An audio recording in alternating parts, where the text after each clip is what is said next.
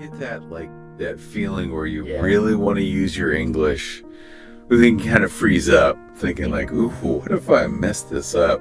I bet you've got a whole bunch of those moments you can think back on. Just like me, but, you said it was some really awesome material on speaking English confidently, so that's what we're going to dive into today. It's really going to help you get over that hurdle and get to all the amazing things that come with it. You're connecting with people all around the world, traveling easily. I've already spotted some real gems in here. I can't wait to hear what you think about them. Ready to jump in? Absolutely. Excited to share these insights. Okay, so let's unpack this a bit. First thing that really stood out to me was this whole idea of not being scared of making mistakes. We've all heard that before. Mm-hmm. But how do we actually do it? Mm-hmm. How do we put it into practice? It's way easier said than done, right? It really is. And the source makes a really good point. It compares learning a new language to a kid learning to walk. They fall down so many times before they get it right. And think about it. How do we help them learn? We make this safe environment where it's okay to fall down. And it's the same with English. Instead of being afraid of making mistakes, what if we made a safe space for ourselves to practice and make those mistakes without judging ourselves? Yes, that's a really interesting way to look at it. I like that. So, how do we actually create that safe space? Well, one way is to change how we see those mistakes. Instead of seeing them as failures, we can see them as valuable feedback. Remember that story in the source about my experience trying to order a cat instead of a coffee? Oh, yeah. That mistake made the barista laugh. We connected a little bit, and I never made that mistake again. Okay, I see how that works. Yeah. But isn't that more about other people being nice than it is about a safe space I'm creating for myself? Yeah, that's true. We can't control how other people react. But the safe space is more about our own mindset. We can choose to focus on the fact that we are trying, we are learning, and every mistake is bringing us closer to fluency. It's about celebrating those small wins. So it's about being kind to ourselves while we're learning. Exactly. And another way to make that safe space is to practice in places where it doesn't matter as much if we make a mistake, like talking to yourself, practicing with a friend, or using one of those language learning apps where you can get feedback without worrying about being judged. Yeah, those are good places to start, especially that talking to yourself part. Maybe not with other people around, though. Probably a good idea. But even having conversations in English in your head can be helpful. Gets you thinking and making sentences without the pressure of someone listening.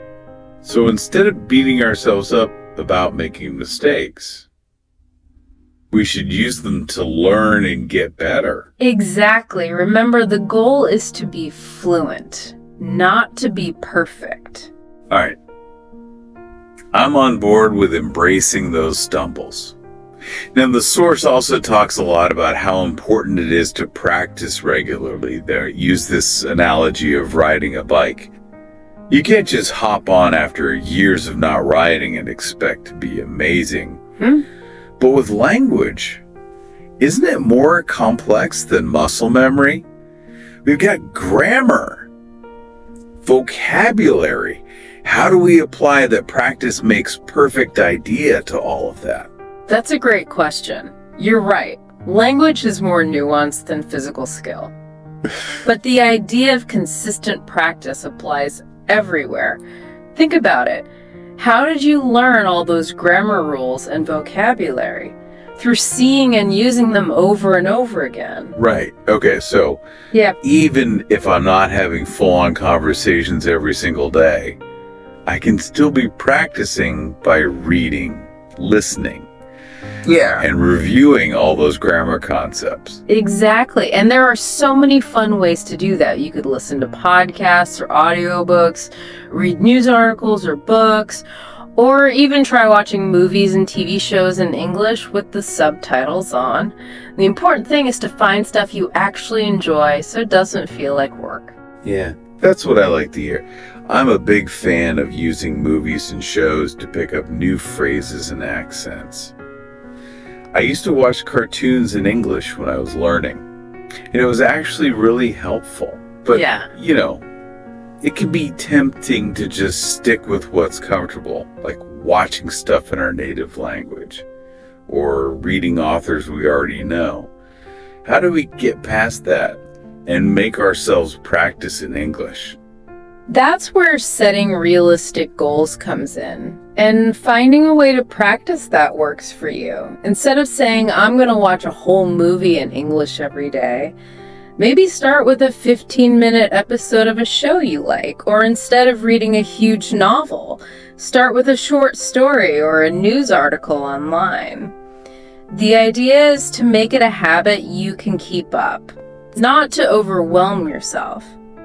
And don't forget about technology. There are so many apps and websites that can make learning English fun. Some of them even use games and give you feedback to help you stay motivated. Have you tried any of that? Oh yeah, definitely. Yeah. I've tried a few language learning apps, and they're really good for short bursts of practice and learning new words. But sometimes I feel like they focus too much on single words and grammar rules. How do we get from knowing the pieces to actually speaking fluently? That's where the source's focus on active listening comes in. Think about it. When you were a kid learning your first language, you didn't start with grammar books, right? You listened to the people around you, taking in the sounds, the rhythms, the way sentences were put together. And that's super important for mastering English, too.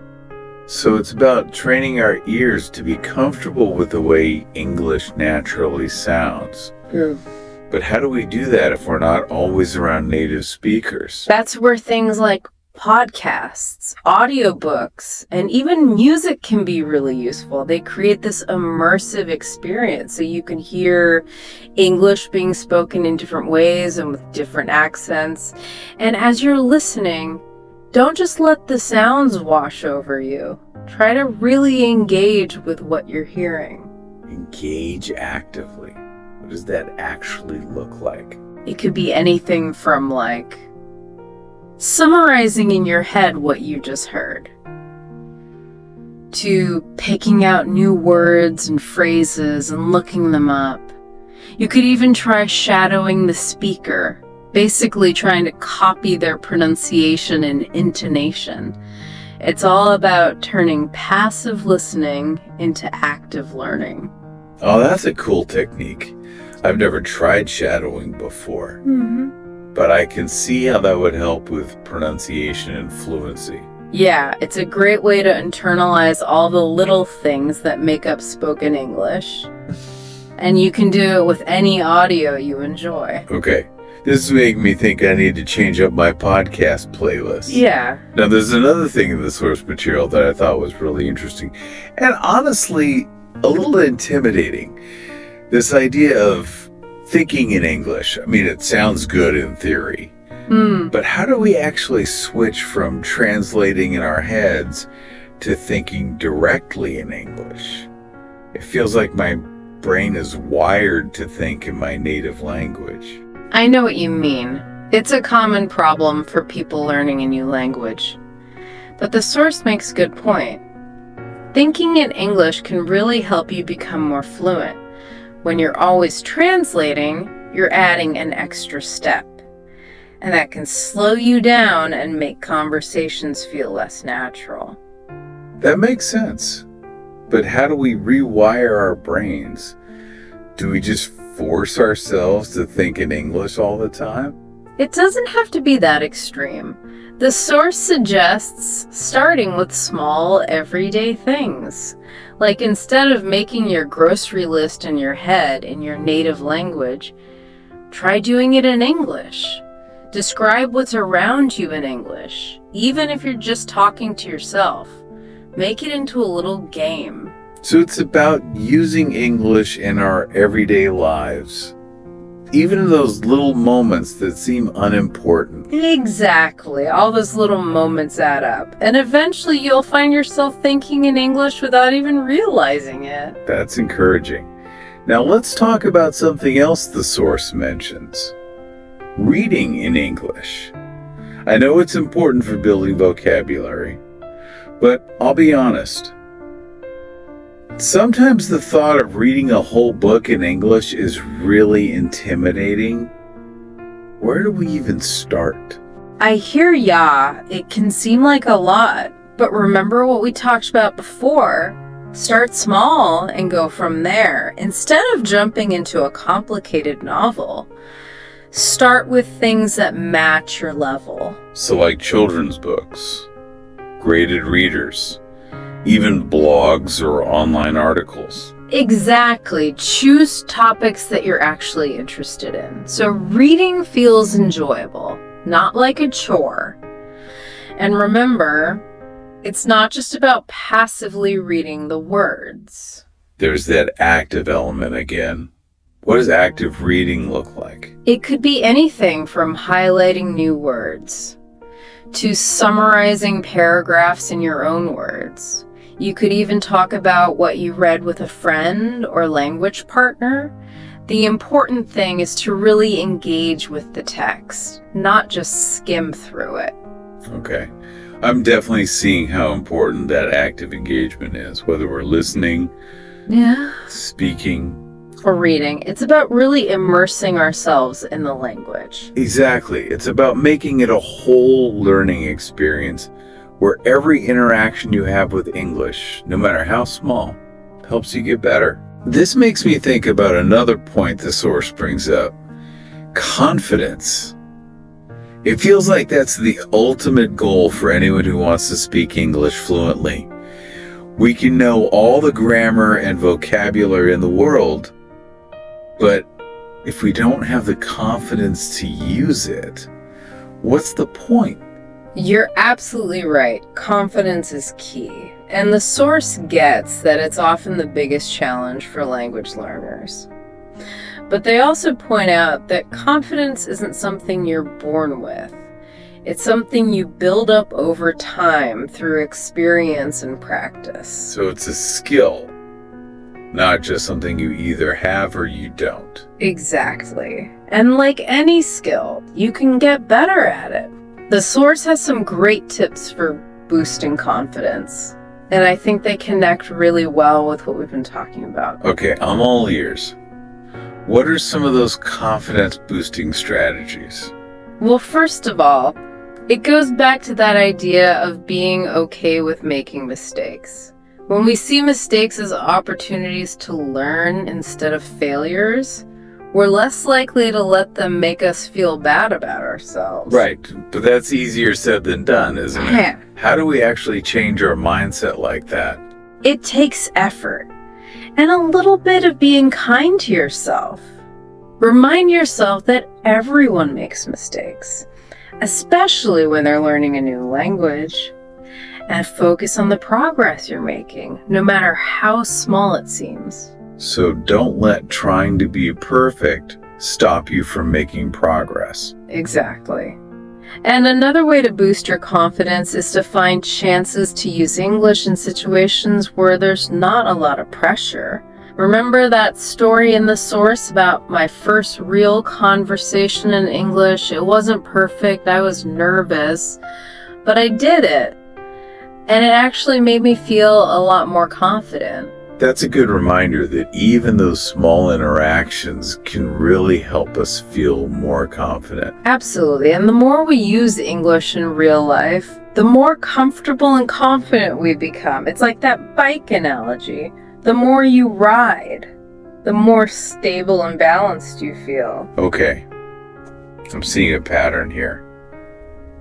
Practice, consistency, and a good amount of believing in yourself. Those seem to be the keys to speaking English confidently. You got it. And the source also talks about how important patience and persistence are. It uses a great analogy to explain this. The growth of a tree. Ooh, I love a good analogy.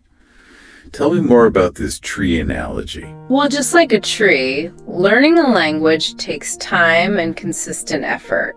You might not see big changes overnight, but with patience and persistence, your skills will slowly grow and flourish. So we're not expecting to be fluent right away, but rather we're focusing on getting better over time. Exactly. It's all about trusting the process and celebrating those little milestones along the way. Just like a tree doesn't just suddenly grow branches, our language skills develop gradually with consistent effort and care. I love that visual. I can practically see those branches of fluency growing stronger with every conversation and every new word we learn. And imagine the view from the top of that tree. You'll be able to see the world in a whole new way, connect with people from all walks of life, and have access to opportunities that were once out of reach. Wow, that gives me chills.